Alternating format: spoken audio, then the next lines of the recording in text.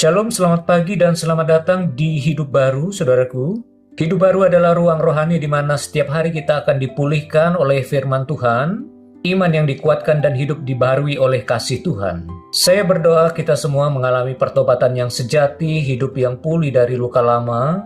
Kiranya saudara terus mengalami penguatan iman dan pertumbuhan dalam kedewasaan rohani ke arah Kristus. Mari saudaraku kita terlebih dahulu berdoa kepada Tuhan. Bapa di sorga, Bapa yang penuh kasih, pagi ini kami datang di hadapan-Mu dengan hati yang haus dan lapar akan firman-Mu. Kami mohonkan Roh-Mu yang kudus memenuhi ruangan hati kami, lembutkan bagian hati kami yang mengeras, angkat beban kami yang menyesakkan Tuhan, sentuh ruang terdalam hati kami yang tidak pernah kami buka kepada siapapun, dan hari ini kami mau buka hati kami untuk Tuhan isi, untuk Tuhan nasihati, dan kami buka telinga rohani kami untuk mendengarkan suara-Mu ya Tuhan. Kami menyerahkan seluruh perasaan kami, pikiran kami, jiwa kami, hati kami kepadamu Tuhan. Kami siap mendengarkan kasih-Mu, firman-Mu, dan siap dipulihkan oleh firman-Mu. Di dalam nama Tuhan kami Yesus Kristus kami berdoa dan mengucap syukur kepadamu Bapa. Haleluya. Amin. Hari ini izinkan saya sebagai seorang saudara, sebagai sahabat membawakan renungan pagi firman Tuhan dengan tema memulihkan hati yang luka. Saudaraku, kita tahu bahwa hidup ini tidak selalu mudah. Hidup ini penuh dengan tantangan. Hidup ini penuh dengan masalah. Kita hidup di dalam dunia yang penuh dengan tekanan, persoalan yang kadang silih berganti. Masalah yang satu belum selesai, masalah yang lain kadang datang. Ada yang terjebak dengan masalah keuangan, masalah ekonomi, masalah pekerjaan, masalah dengan pertemanan, masalah dengan saudara, masalah dengan keluarga sendiri, masalah dengan suami, bermasalah dengan anak dan istri, masalah dengan orang tua. Dan sebenarnya saudaraku, kita sedang berinteraksi dengan manusia yang sebenarnya rapuh seperti kita.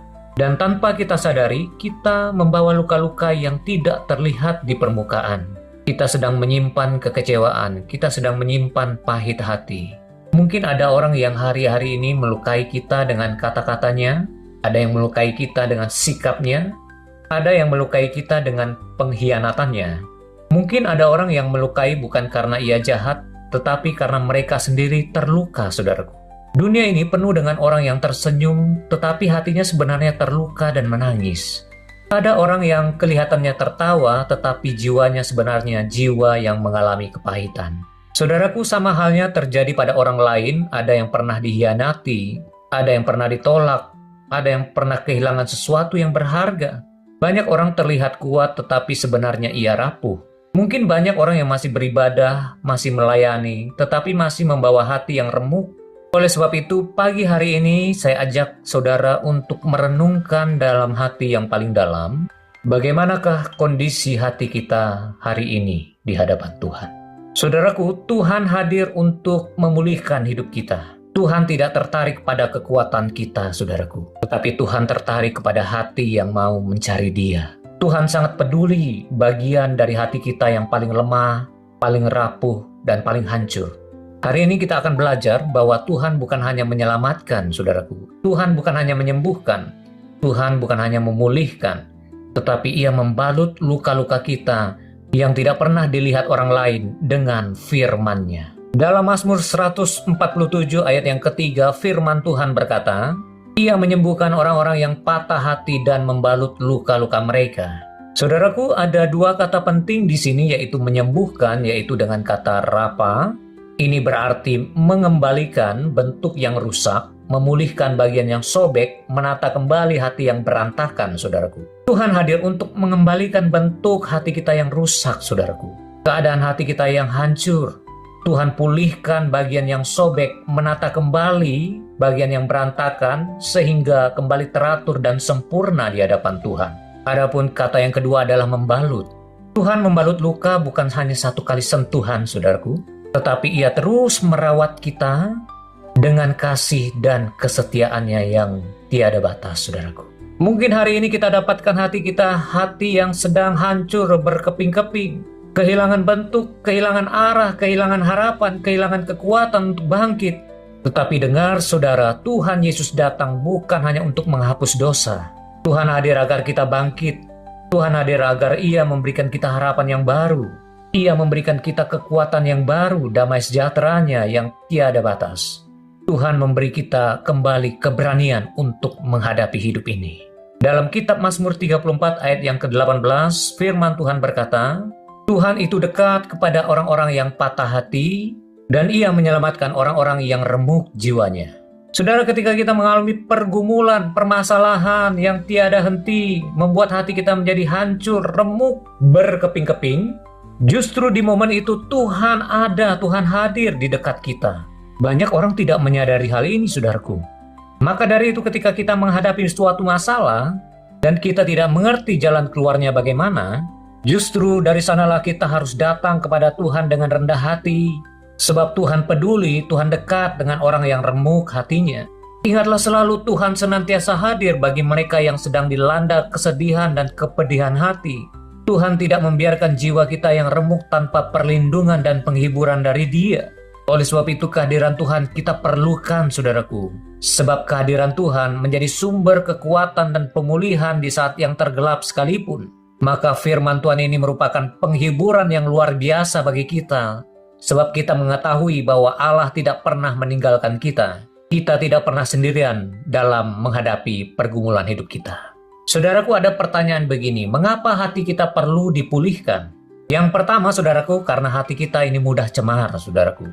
Hati yang cemar adalah hati yang mudah terluka, hati yang penuh curiga, hati yang sulit percaya, mudah marah, mudah tersinggung, sulit mengampuni, cepat kecewa, sulit membangun hubungan yang sehat, bahkan sulit untuk mencari wajah Tuhan. Itu sebabnya Tuhan mau memulihkan hati kita terlebih dahulu, saudaraku. Yang kedua, saudara, luka hati kita dapat memperlambat pertumbuhan rohani kita. Orang yang terluka sulit percaya bahwa Tuhan mengasihi dia. Sulit untuk memuji Tuhan dengan tulus, sulit untuk mengampuni, sulit untuk taat, sulit untuk merasakan damai sejahtera Allah. Maka dari itu, hati kita harus beres, saudaraku. Hati kita harus dipulihkan. Yang ketiga, luka hati dapat membuka pintu bagi iblis, kesempatan bagi iblis untuk menghancurkan hidup kita. Maka firman Tuhan dalam Efesus 4 ayat 27 berkata, jangan beri kesempatan kepada iblis. Saudara, kuasa gelap itu memakai luka untuk menanamkan kebencian, kepahitan, ketakutan, trauma, pikiran negatif, dan dorongan untuk membalas dengan kejahatan. Maka dari itu, saudara, jangan buka celah untuk iblis. Amin, saudara. Jaga hati kita dengan penuh kewaspadaan, saudaraku. Jaga hati kita, balut hati kita dengan firman Tuhan setiap hari. Maka langkah-langkah untuk memulihkan hati, ingat saja saudaraku, yang pertama adalah jujur di hadapan Tuhan. Ingat saudara, tidak ada pemulihan tanpa kejujuran di hadapan Tuhan. Tuhan tidak akan menyembuhkan luka yang kita sembunyikan. Kita harus belajar dari Daud, saudaraku. Daud itu selalu berkata jujur di hadapan Tuhan. Daud pernah berkata kepada Tuhan, Tuhan, hatiku hancur. Tuhan, aku ketakutan. Tuhan, aku tidak sanggup. Saudaraku, Tuhan tidak mencari kata-kata yang indah dalam doa-doa kita. Sebab yang Tuhan lihat adalah satu, ketulusan hati kita di hadapan Tuhan. Amin, saudara. Langkah yang kedua, saudara, kita harus datang ke hadirat Tuhan setiap hari. Dalam Mazmur 73 ayat yang ke-28 berkata, adalah baik bagiku untuk dekat kepada Allah. Saudara, luka hati kita hanya bisa disembuhkan ketika kita ada di dalam hadirat Tuhan. Di dalam hadirat Tuhan, hati kita diajar Tuhan untuk dilembutkan. Trauma dan sakit hati kita dipulihkan. Pikiran kita ditenangkan, rasa bersalah kita diangkat, dan identitas kita sebagai anak Allah dipulihkan. Jangan pernah menjauh dari hadirat Tuhan, saudaraku. Pada saat bangun pagi hari, cari hadirat Tuhan, saudara. Dengarkan renungan harian yang menguatkan iman kita. Datang kepada Tuhan dan duduk diam di bawah kaki Tuhan. Untuk apa? Untuk menerima nasihatnya. Adapun langkah yang keempat, biarkan Roh Kudus bekerja dalam hati kita. Pemulihan tidak selalu terjadi dalam satu malam, saudaraku. Roh Kudus itu tetap bekerja siang dan malam. Maka responi pimpinan Roh Kudus yang memimpin hati kita, saudaraku. Kehadiran dan pimpinan Roh Kudus akan membuat emosi kita semakin stabil.